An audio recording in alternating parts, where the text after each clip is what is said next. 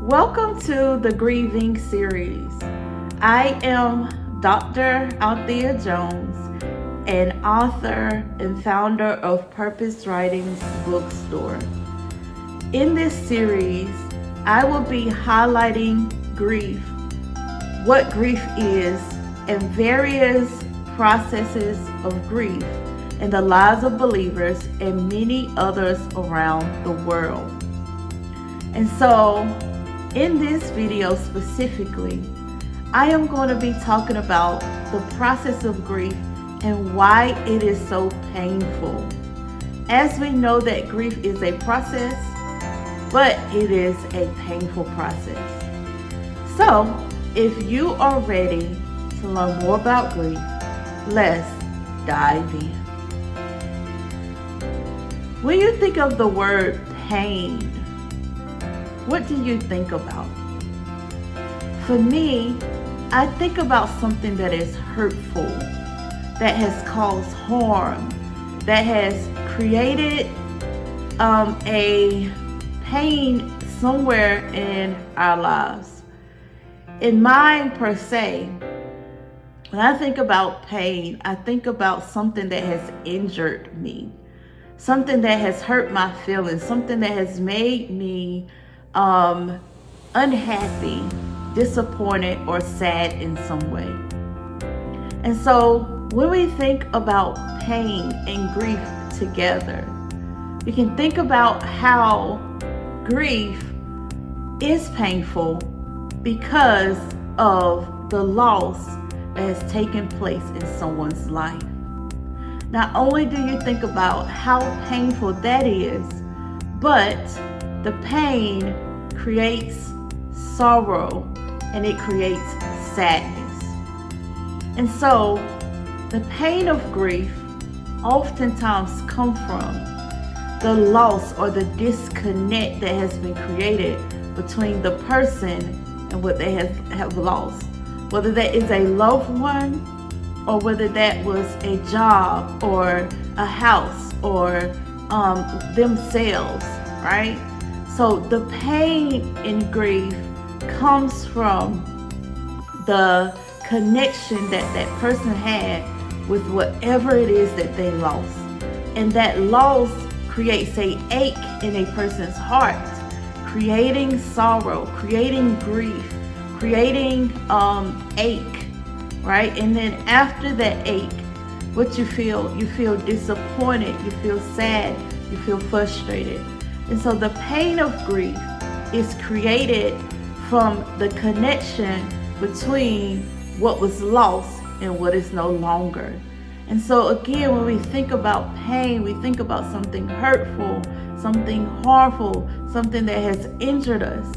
And when we think about pain and we think about grief together, we think about how the process plays a part in our emotions. And so in my book, How Long Does Grieving Take? I write about the process of grief, the pain of grief, and how a person can overcome grief, although there is no specific timeline to the grieving process.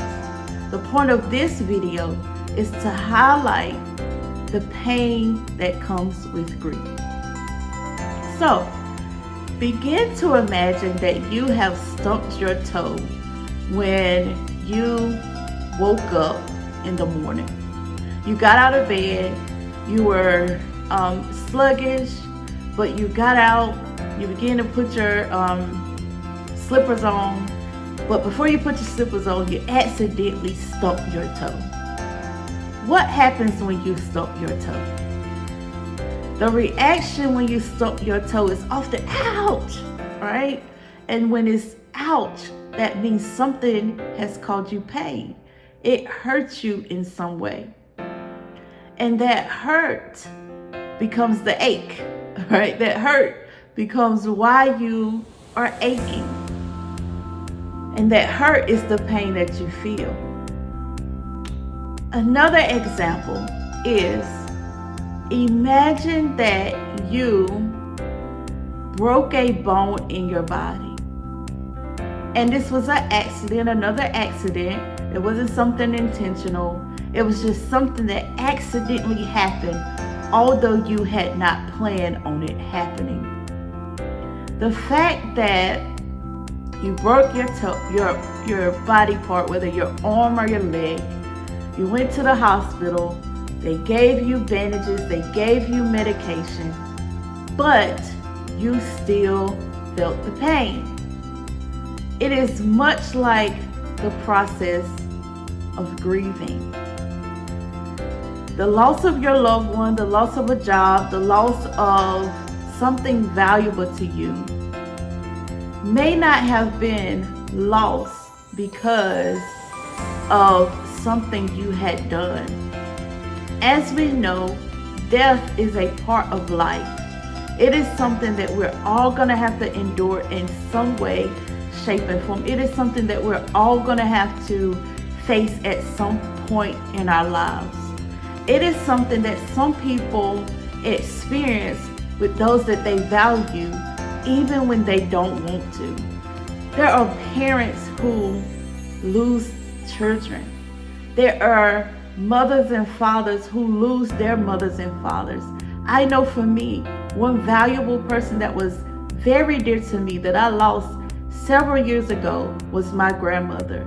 She was an amazing woman, somebody I felt close to growing up, someone that I used to go with during my summers.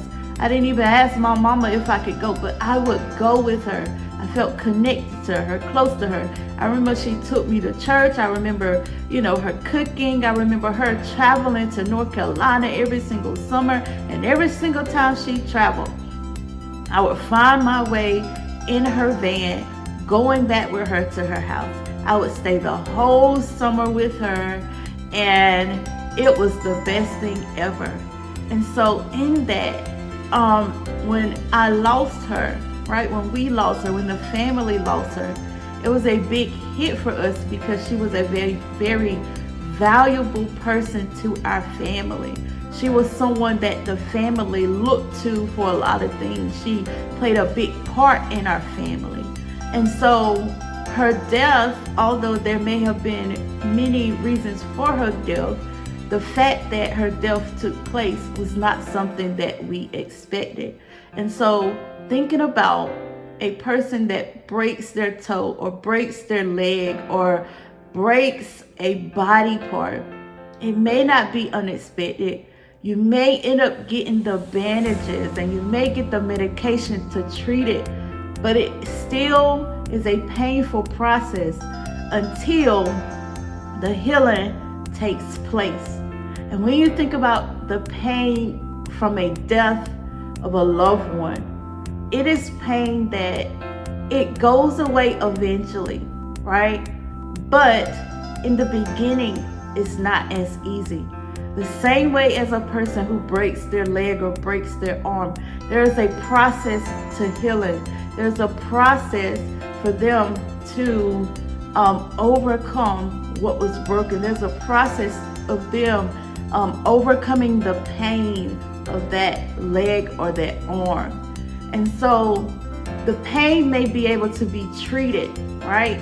Same thing with the grieving process. When we're in pain, the pain is treated by the times that we cry. The pain is treated by the times that we journal. The pain is treated by the times that we remember that person. The pain is treated by the times that we celebrate those memories and we create memory boxes, and we when we do the things that help us to remember the good about what it was that was lost. But the pain is not necessarily the treatments of the pain is not necessarily what causes the healing. The healing happens over time as we learn to live life without what no longer is present in our lives. The healing comes as we learn to navigate life and we learn and make a decision to move forward. The pain of the experiences become easier as we navigate forward and we make decisions and we understand and we accept that our life has changed. And this process is what no one can put a time frame on, but healing is possible for the process. And so pain and grief is hurtful. Pain and grief does not feel good, but the pain of grief does become easier over time. Thinking back to that person who broke their leg or their arm. After a few weeks, the pain subsides, just like the grieving process.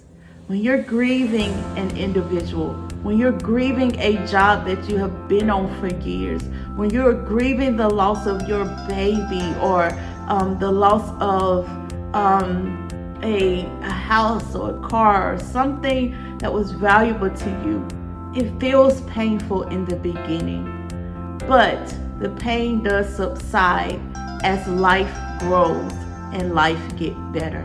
And so, again, pain in the process of grief is hurtful, but pain in the process of grief does not last forever. And so if you are someone watching this video, first I want to offer you the opportunity to read my book or grab my book, How Long Does Grieving Take? Secondly, I want to encourage you that you are not alone in your grieving process, and that although you may feel the pain of the process does not have to last longer than you want it to. The pain of the process will subside as you learn to navigate life forward.